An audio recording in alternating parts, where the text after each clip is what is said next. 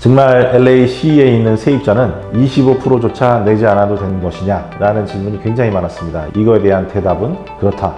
내지 않아도 된다. 입니다.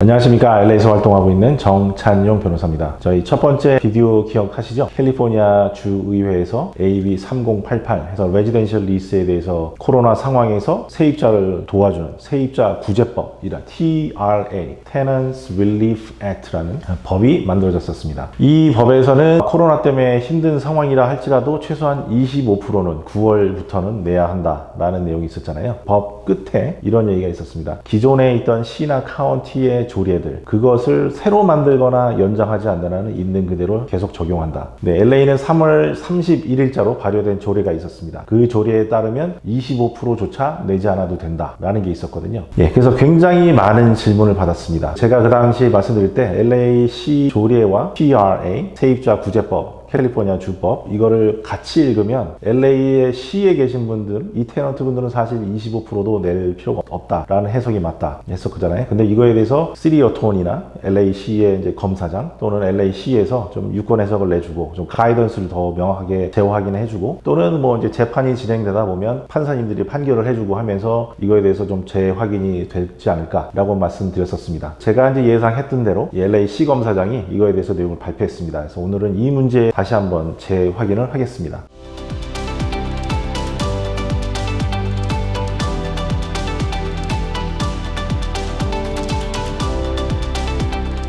시의 조례와 캘리포니아의 주법 TRA의 차이 두 가지가 저는 굉장히 메이저라고 생각합니다. 뭐 사실 여러 가지가 있는데 그 중에 가장 큰 게 25%조차 내지 않아도 된다. 9월 1일 이후라도. 또 하나는 밀리는 렌트 뭐 3월부터 8월까지 밀린 게 있고 그 후로도 이제 9월부터 계속 밀리고 계시겠죠. 어떤 분들은 이거는 언제까지 갚아야 하느냐라는 질문이 있는데 시의 조례에 의하면 메이어 갈세리가 현재 local emergency 우리 지역은 비상 상태다라는 선언을 했거든요. 3월달에 이것을 이제 나는 해제한다 라는 선언이 있으면 그날로부터 1년 후에 갚으면 된다 돼 있거든요.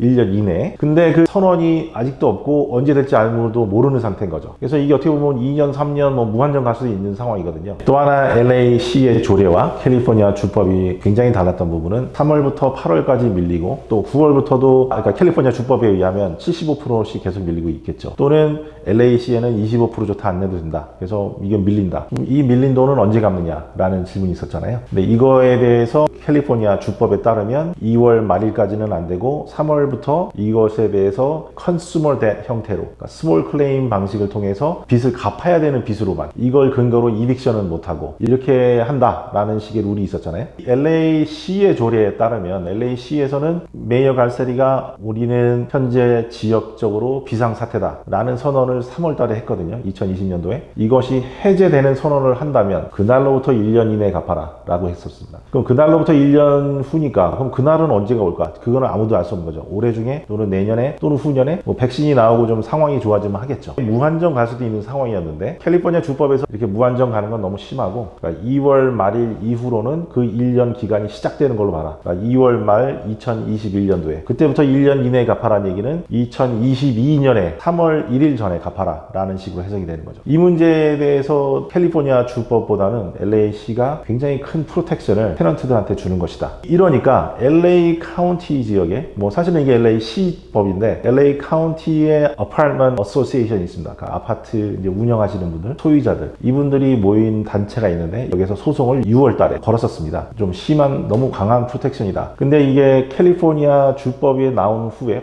9월 1일자로 발효됐잖아요. 그 후에도 LA시는 여전히 오디넨스가 주요하기 때문에 25%조차 낼 필요 없다. 라고 제가 예상했듯이 LA시 검사장께서 유권 해석을 했습니다. 그래서 그 웹사이트에 가보시면 뜹니다. 그러니까 안 되겠다. 이거는 해도 너무한다. 라는 식으로 아마 이제 받겠죠. Apartment Association에서. 이분들이 그래서 가처분 신청을 하셨죠. 그래서 이제 Preliminary Injunction이라고 하는데 가처분 신청을 하면서 이건 헌법적으로 무리가 많은 법인데 이거를 뭐 1년, 2년 재판할 때까지 기다릴 수는 없으니까 지금 당장 임시로라도 결정을 해서 적용을 중지시켜달라. 최종 재판이 끝날 때까지 라는 가처분 신청이 들어갔습니다. 그래서 이 가처분 신청이 들어간 게 이제 9월 달인데 지금 10월 한 후반에 가면 이거에 대해서 결정이 날 겁니다. 가처분 신청 내용을 보면 그러니까 뭐를 적용을 중지해달라고 하는 거냐라는 내용이 나오겠죠. 당연히 이거는 이제 LA시의 조례에 관한 내용입니다. 여기에서 이제 컴플레인 하는 내용이 이렇습니다. 지금 테넌트들한테 로컬 이머전시가 해제된 후에 12개월 동안까지 안 갚아도 된다라고 하는데 이거는 좀 심하다. 또는 이거에 대해서 페이먼트 플랜을 랜드로드랑 테넌트가 같이 합의해도 좋다라고는 시 조례에서 얘기는 하지만 꼭 세입자 입장에서 할 필요는 없다. 라는 말이 있거든요. 랜드로드 입장에서 굉장히 어렵다. 컴플레인인 거죠.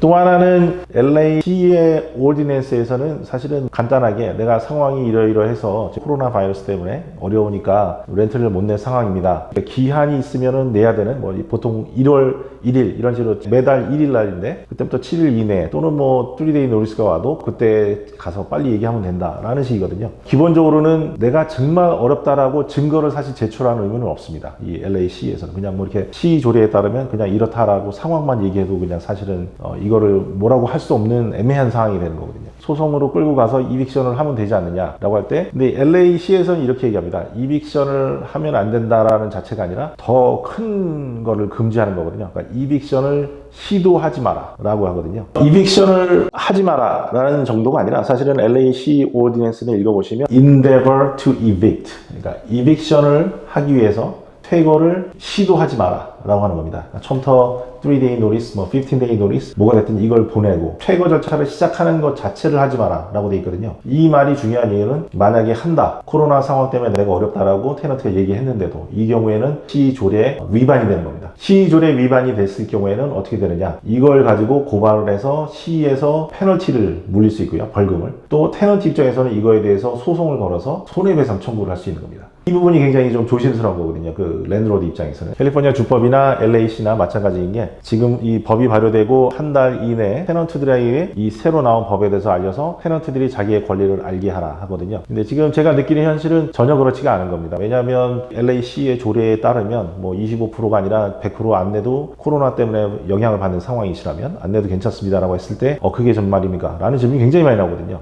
그렇다는 얘기는 사실 이게 알려지지 않았다는 얘기죠. 그럼 따지고 보시면 랜드로드 들도 잘 모르시는 경우가 많았습니다. 이분들은 자기 스스로도 모르는데 어떻게 알려주겠어요? 그만큼 이게 홍보나 이런 어떤 알려주는 이 절차가 똑바로 잘 안 돼 있었던 거거든요.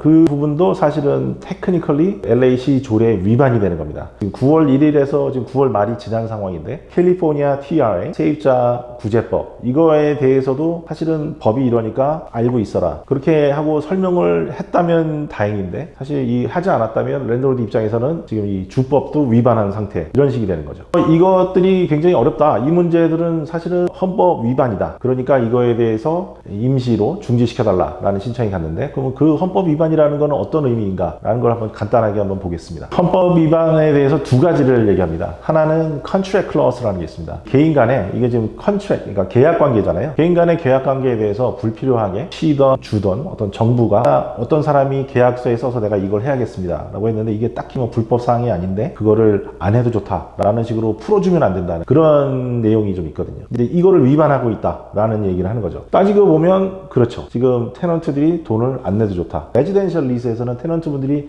프레미시스 이 안에 계시거든요. 사용을 하고 있는데 렌트는 지금 못 내고 있는 상황인데 이거를 내지 않아도 좋다. 일단은 한참 동안 그죠? 특히 LA시 오디낸스는 굉장히 장기간을 얘기하는 건데 헌법의 위반이다라는 식의 이제 주장인 거죠. 또 하나의 주장은 이렇습니다. 저희가 저번에 헌법 시간에 얘기했던 새로 들어가는 판사 에이미 베럿 이분이 들어가면은 굉장히 보수적인 판결을 내릴 것이다라고 했잖아요. 그 보수적인 판결을 내릴 때 이 에이미 베럿이 이런 얘기를 한다고 했잖아요. 나는 써 있는 대로 읽는다. 나는 내 생각을 이 안에 집어넣지 않는다라고 했잖아요. 근데 사실은 그 말을 이면을 들여다보면 읽을 때 헌법에는 뭐 테넌트 렌트 이런 말 안 나오거든요. 그러면 이것이 보호받는가 안 받는가 라는 문제가 있는데 지금 정부가 이래라 저래라 하고 규제를 하는 거거든요. 일상에 대해서. 그럴 만한 이유가 있고 그것이 굉장히 심각한 어떤 근원적인 사생활이 아닌 한은 또 어느 정도 괜찮은데 근원적인 사생활 문제는 들어가지 마라 라는 질문이 있는 거거든요. 그러면 우리가 말했던 이 주제들이 근원적인 사생활에 해당되는가? 라는 게 당연히 첫 번째 질문이 되는데, 그 질문을 할 때 근원적인 fundamental right이라고 합니다. 지금 LAC 조례에도 적용되는 겁니다. 이것도 지극히 계약을 각자 알아서 하면서 그 랜드로드 입장에서는 내가 나의 부동산, 프로퍼티가 있고 이거를 가지고 내가 사용하면서 계약을 해서 내가 원하는 방향으로 사용하고 계약적으로 권리가 있는데 이 권리를 이렇게 나라가 막 침범해도 되는 건가? 라는 질문을 한 겁니다. 이거는 나의 fundamental right을 침범하는 거 아닌가? 라는 첫 번째 질문이 나오죠. 그럼 이거에 대해서는 뭐 미국은 사실 founding father 때에도 그 당시에도 그 property rights에 대해서는 기본적으로 굉장히 강하게 인식이 돼 있었기 때문에 fundamental rights은 맞다고 본다라고 판결을 할 수도 있습니다. 굳이 뭐 보수적인 판사님이 아닐지라도 침해한다면 그만큼 심각하게 나라에서 뭐 사람들의 안전 또는 건강을 위해서 그렇게 심각한 compelling reason이라고 하는데 이런 것이 있는가라는 질문을 하는 겁니다. 있다면 그래도 괜찮다. 아니라면 안 된다. 이런 식이 되는 거죠. 있다고 한다면, 법원에 간다면, 특히 대법원까지 만약에 이 케이스가 올라간다면 이 점이 문제가 될 겁니다. 첫째로는 아까 말한 세입자 계약을 놓고 얘기할 때 나의 부동산에 대해서 계약의 자유의 권리, 이게 fundamental rights에 해당되는가. 그 다음에 fundamental rights에 해당이 된다면 시에서 이거를 제한할 만큼, 규제할 만큼 compelling한, 굉장히 강한 이유가 있는가라는 겁니다. 강한 이유야 COVID-19 때문에 굉장히 지금 모두가 힘든 상황이잖아요. 경제적으로 정말 힘들고 굉장히 많은 사람들이 렌트를 못 내서 다 이빅션 당하면 지금 LA에 뭐 수년 동안 굉장히 오래된 문제는 이거잖아요. 지금 그 홈레스 문제. 저희가 코로나 바이러스가 이 문제가 심각해지기 전에 2월 달만 해도 벌써 7만 명 정도가 LA 카운티에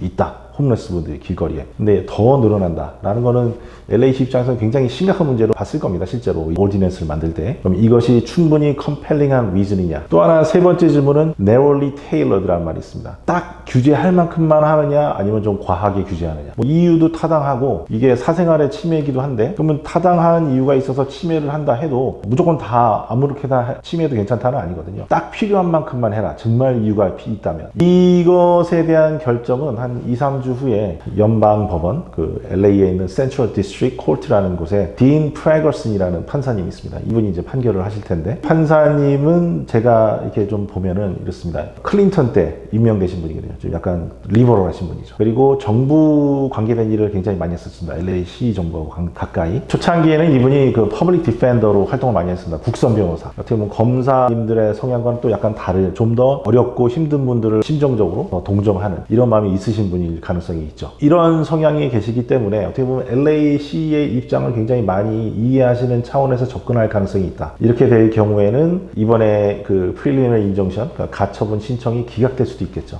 기각되면 뭐 이거는 재판 끝날 때까지 계속 가야 되느냐 아니면 또 어떤 이유를 찾아서라도 절차적으로 뭐 만들어내서라도 계속 항소해서 올라가면서 연방 대법원, 왜냐하면 문제는 이게 1년 2년 재판 끝날 때쯤에는 너무나 늦는 겁니다. 양쪽 다. 이게 가처분이 승인이 돼서 테넌트 분들이 돈을 내야 된다고 했을 때 그게 힘들어서 쫓겨나서 퇴거당하고 그래서 홈레스가 늘어난다는 것. LAC는 이런 주장을 하겠죠. 그 다음에 어파트먼트 어소시에이션은 그렇죠. 이게 지금 조그만 프로퍼티 가지고 지금 하나 두 채 렌트하고 있는데 이분들이 지금 이렇게 돈을 못 받으면 힘들다. 이렇게 되면 이분들이 페이먼트 못해서 그 나중에는 거꾸로 이분들이 폴클로즈 당하고 그렇게 됐을 경우에 이거는 나중에 돈을 물어줘도 그때는 회복이 불가능하다. 그러니까 irreparable harm이라고 하는데 irreparable harm 이런 것이 있기 때문에 지금 빨리빨리 결정해야 됩니다. 라는 걸 계속 몰아붙이면서 뭐 9th Circuit으로 가고 또 그 다음에 연방 대법원 우리가 저번에 공부했었죠. 거기까지 갈 가능성이 있는 겁니다. 급하게. 그렇게 될 경우에는 아까 말한 에이미 베럿 이런 분이 그 안에 들어가 있느냐 아니면 리버럴한 판사님이 들어가 있느냐에 따라서 판결이 달라지는 거죠. LAC는 굉장히 리버럴한 입장에서 이 법을 만들었고 지극히 세입자나 어떤 홈레스 분들을 프로텍션 하는데 어떻게 보면 프라이어리티 우선권을 두고서 하는 거거든요. 보수적인 판사님들이라면 이 저번에 CDC 질병관리본부의 에이전시 오더 보셨죠? 거기에는 그냥 내년 1월 1일자로 다 내야 된다. 39개 주는 시나 주의 법이었거든요. 프로텍션이 테넌트 구제법이. 거기는 그냥 연말까지는 안 내도 쫓겨나지 않겠지만 1월 1일 날 다 갚아야 된다. 아니면 그냥 다 쫓겨난다. 그리고 갚을 때 이자와 페널티까지 내야 된다 하잖아요. 이게 어떻게 보면 약간 보수적인 공화당적인 접근이거든요. 사실은 이건 트럼프 대통령이 만들어준 거거든요. 이 정부 하에서 이분들조차도 연말까지는 최소한 퇴거는 막아야 된다. 라고 심각하게 상황을 인식해주고 있다 이거죠. 하지만 LAC의 조례는 하지만 이건 좀 너무 많이 나갔다. 아까 말한 narrowly tailored 수준을 넘어서서 과하다라고 보는 순간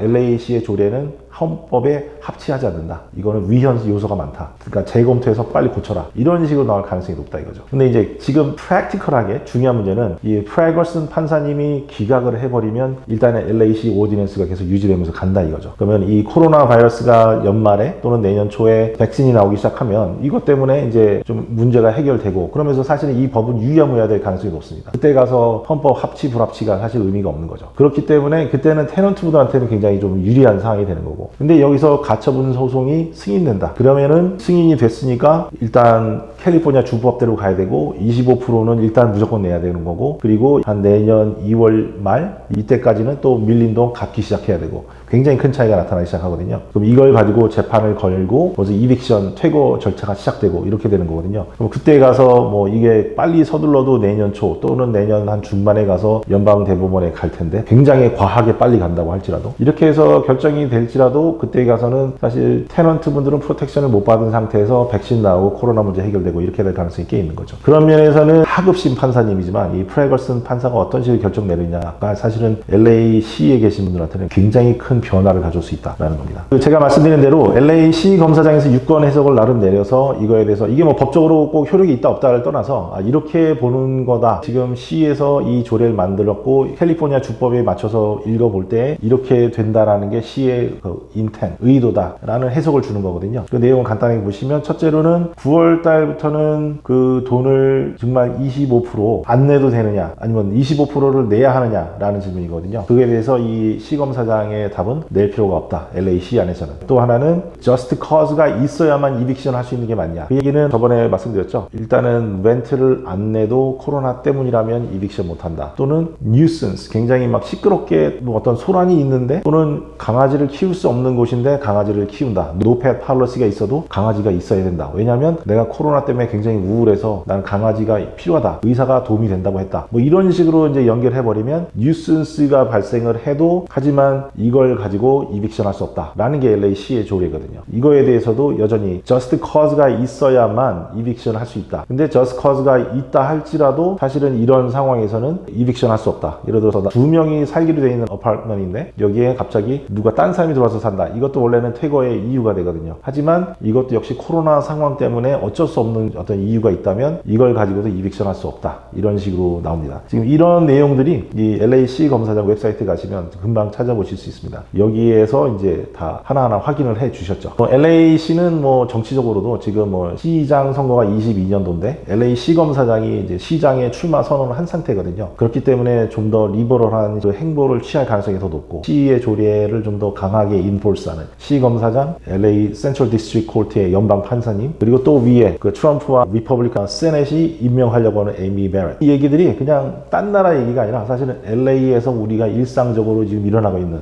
모두가 내가 렌트를 주거나 아니면 렌트를 사는 그 테넌트거나 랜드로드거든요.